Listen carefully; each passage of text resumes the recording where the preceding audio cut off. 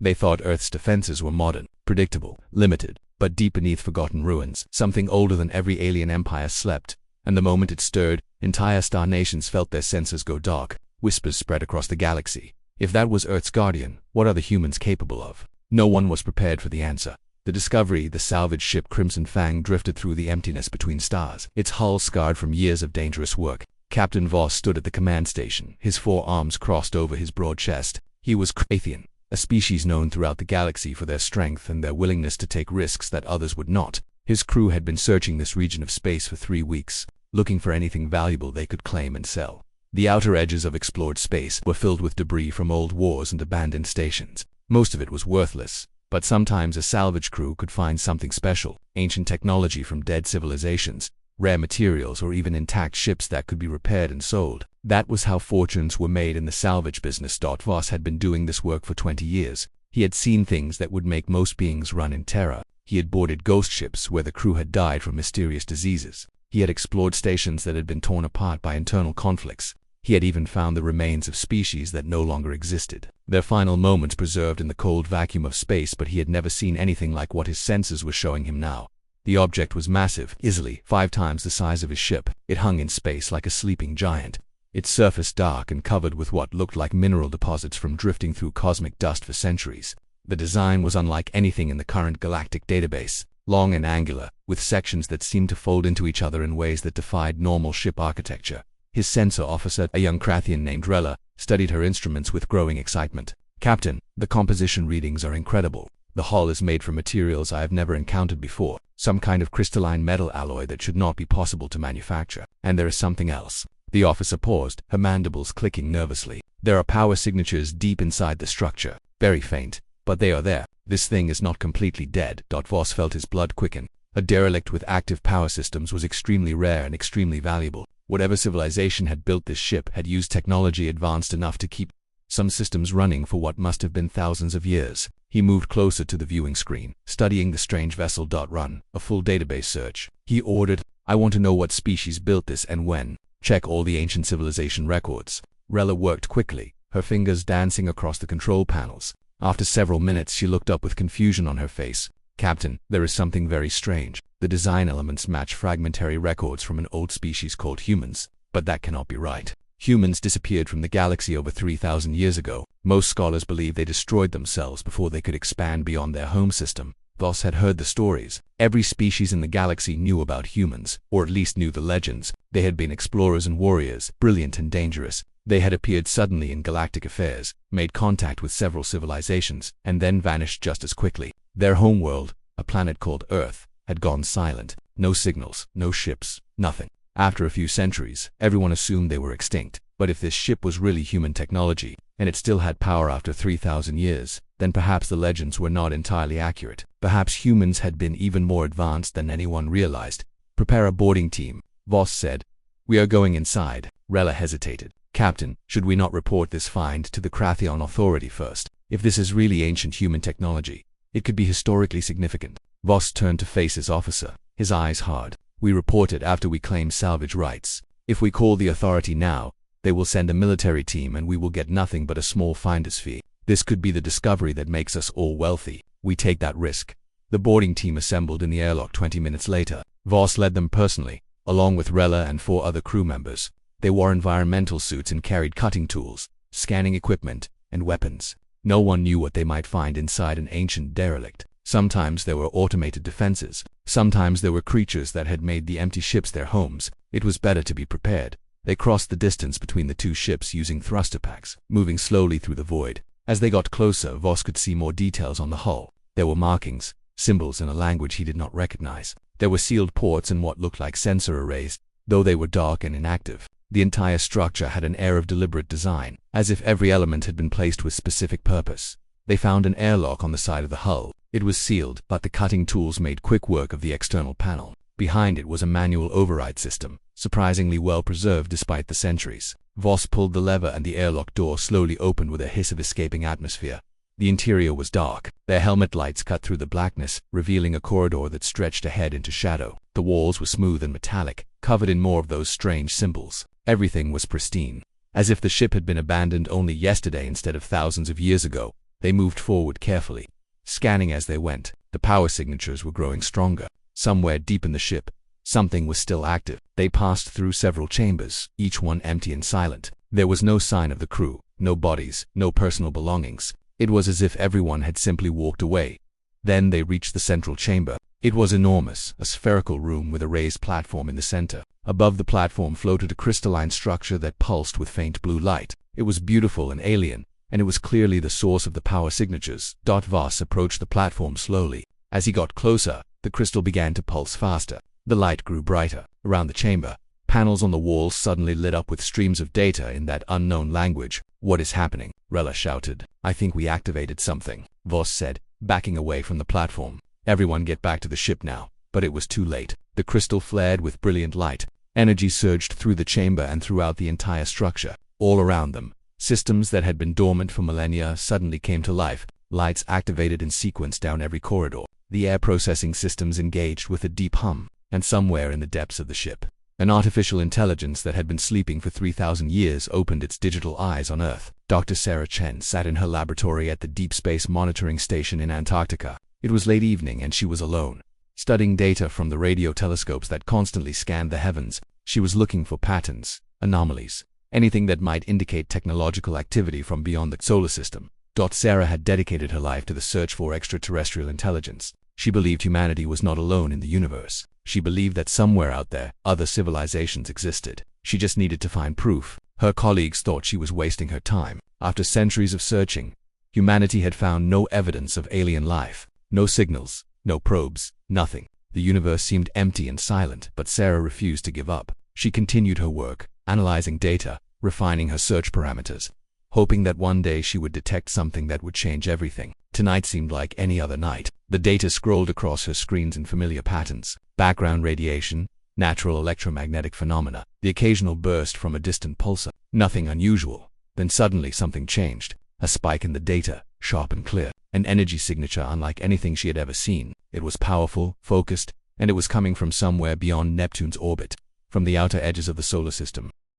Sarah's hands moved quickly across her keyboard, isolating the signal and analyzing its properties. Her heart began to race. This was not natural. This was technology. This was artificial. This was exactly what she had been searching for her entire career. She ran the analysis 3 times to be certain. Each time the results were the same. There was something out there, something big, something that had just activated after being dormant for a very long time. She reached for her phone with shaking hands. She needed to report this. She needed to tell someone. But who would believe her? She had cried wolf before, found signals that turned out to be false positives or equipment malfunctions. This time felt different. This time she was certain.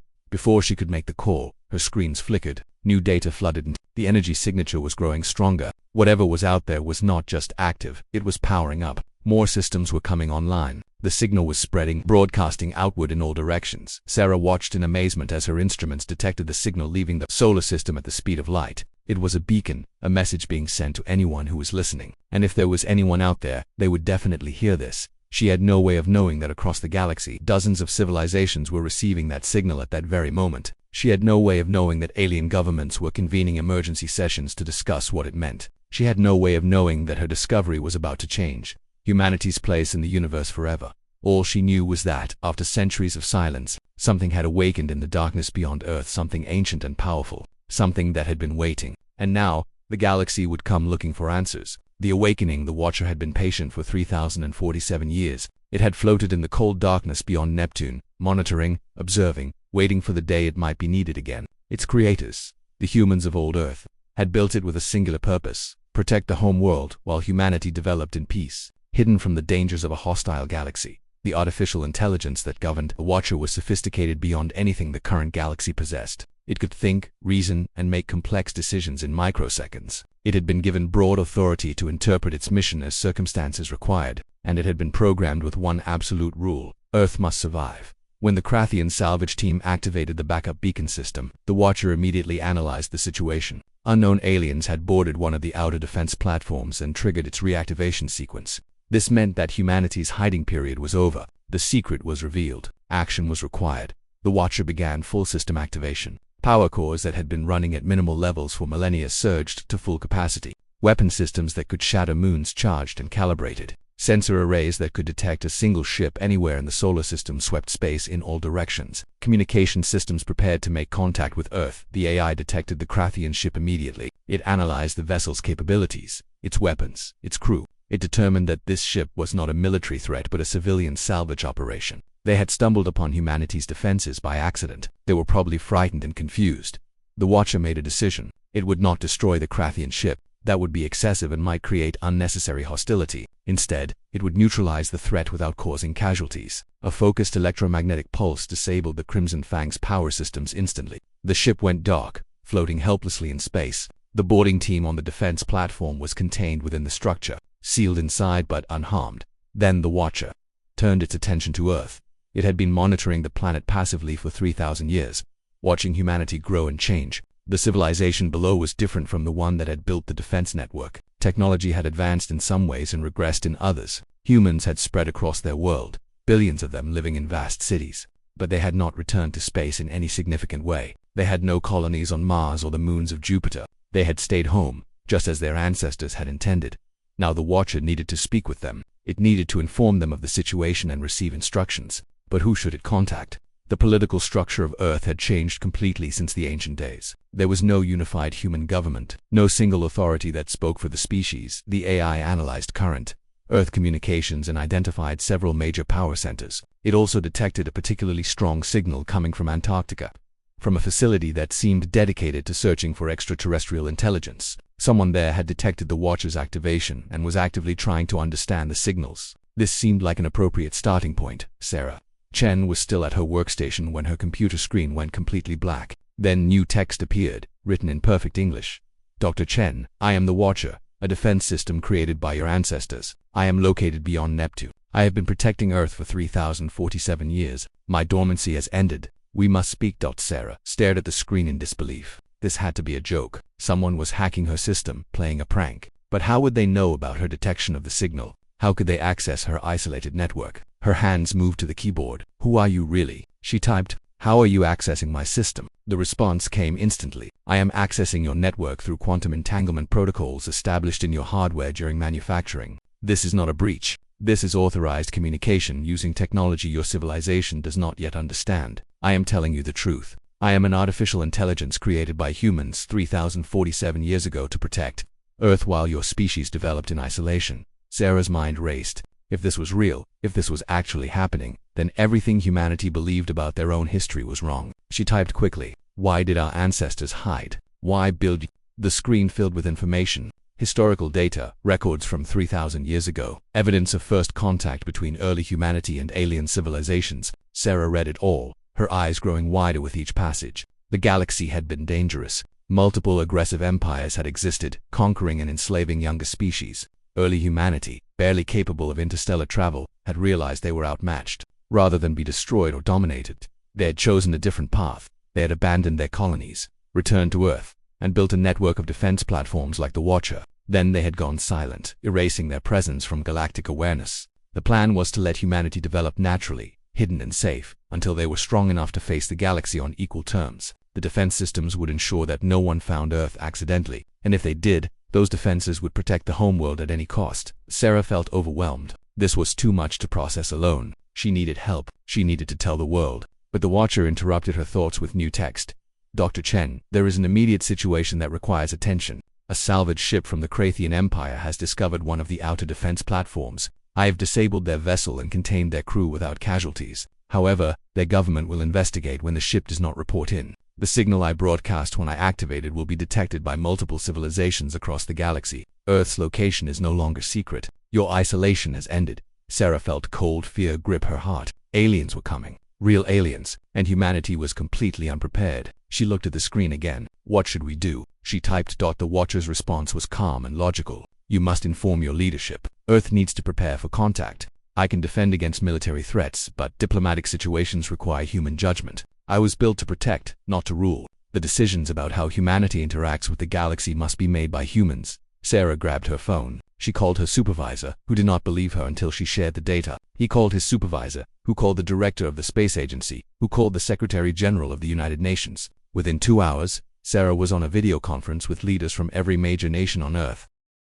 She explained everything. The signal, The Watcher, the hidden history, the approaching danger. Some leaders were skeptical, some were terrified, some were excited, but all of them understood that this was the most important moment in human history. A decision was made quickly. Earth needed to speak with one unified voice. A temporary council was formed, representatives from every continent working together. Sarah was appointed as the liaison to the Watcher, the human who would communicate with the AI and translate its information for the world. Meanwhile, across the galaxy, the signal from the Watcher was causing chaos. The Krathian Empire had lost contact with the Crimson Fang and was preparing a military investigation. The Viridian Commonwealth, a peaceful federation of species, was excited by the possibility of rediscovering humanity and wanted to send diplomats. The Zan Collective, a militaristic empire, saw the human defense systems as a potential threat that needed to be assessed and possibly eliminated.